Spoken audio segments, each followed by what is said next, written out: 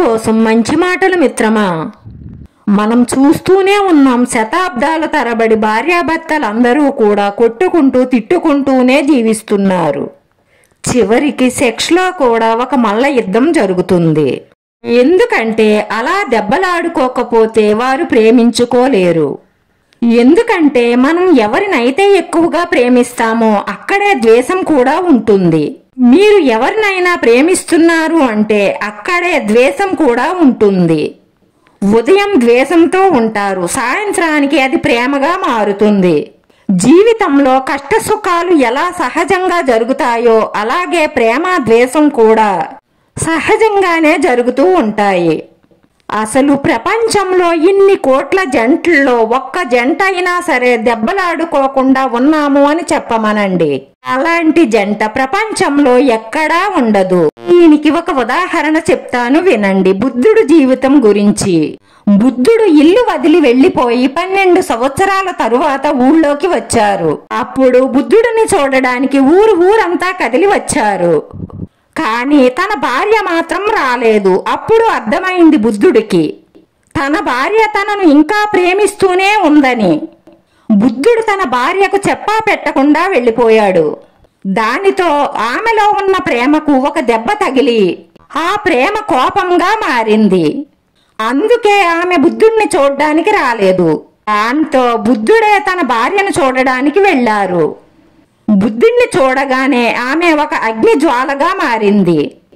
కఠినమైన మాటలు విసిరింది, ఏడ్చింది, రోధించింది. ఇక్కడ లేనిది అక్కడ ఏమున్నది, ఒకవేళ ఉన్నట్లయితే ఎందుకు మళ్ళీ తిరిగి వచ్చావు అని అడిగింది.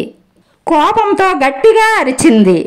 బుద్ధుడు మాత్రం అలా చూస్తూ మాటలు పడుతూ ఆమె కోపాన్ని కూడా గౌరవించాడు.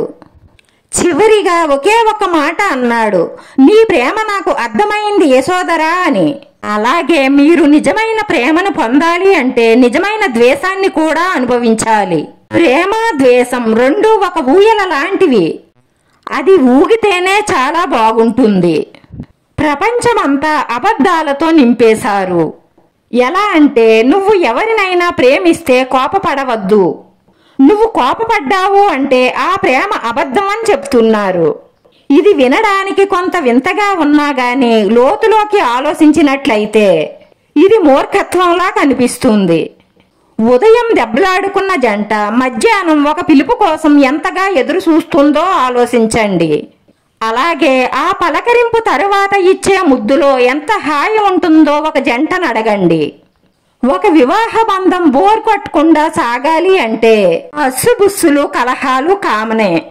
నిజం చెప్పాలి అంటే మీరు నిజంగా ప్రేమిస్తున్నట్లయితే దెబ్బలాడడానికి అసలు సంశయించకండి. అలా అని మరీ ఈదులో పడే అంతంత గొడవలు కాదు. ఈ ప్రపంచంలో గొడవలు లేని సంసారం అంటూ ఉండదు. కానీ ఆ సంసారంలోని ఏ సమస్య ఏ గొడవ బయటికి తెలియకుండా ఉండాలి. అలా అని చీరల కోసం చిల్లర గొడవలు పడకండి, అది మీ ప్రేమను దిగజార్చుతుంది. అందరికీ తెలియజేసే ఒక సలహా ఏమిటి అంటే మీపై విరక్తి వచ్చేలా మాత్రం చేసుకోకండి. అది ఆటం బాంబు కంటే డేంజర్. ఉదయం దెబ్బలాడుకున్నా మధ్యాహ్నం మాట్లాడుకునేలా సాయంత్రానికి సంతోషంగా ఉండేలా ఉండాలి.